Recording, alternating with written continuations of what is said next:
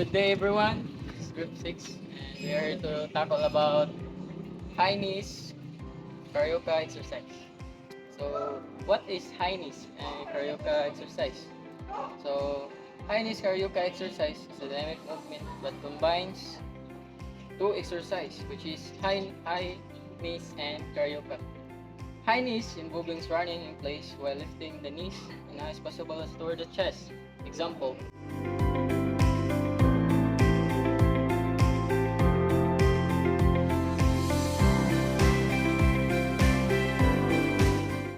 so, Karyoka is a stepping movement that where the legs cross alternately in the front of it and behind the body while moving the sideways. Together, these movements improves agility and power, lower body strength. So, Karyoka, highness and Karyoka, if we combine it together, it's look like this.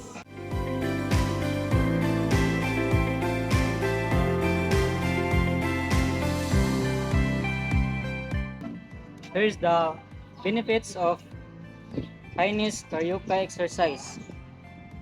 Improves coordination and balance.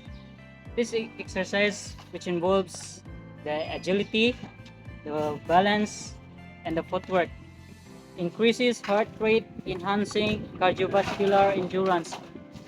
Increases heart rate, enhancing magpa-enhance imong hangin, pataas imong hangin, ng cardiovascular endurance. Strengthens the legs, hips, and core muscles. Boosts agility and footwork, which is helpful in sports.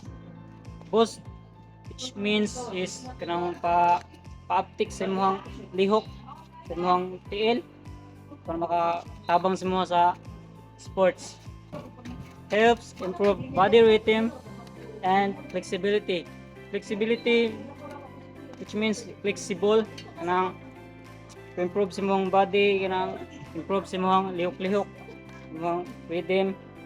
That's all the benefits of high-knees carioca exercise. Different types or variations. So there are four different types or variations. The first one is the basic carioca, which is the regular side step with crossover movement.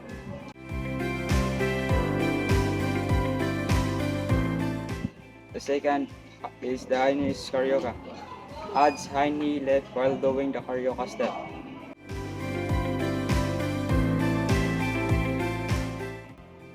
The third, fast carioca drill.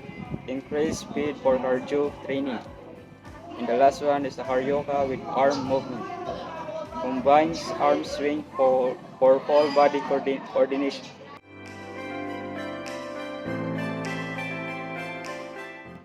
And those are the four different types or variations. So what are the functions of high knees carioca exercise? So the first one is commonly used as warm up in exercise, sports, or PE class. So it helps your body in a warm up in times of sports or another or PE class. And second, it helps improve foot speed and helps mobility. So nag-aim po niya siya sa paspaso nimo and mobility and enhance agility needed for running and dancing and athletic activities. So guys, that's all for today's video. Thank you.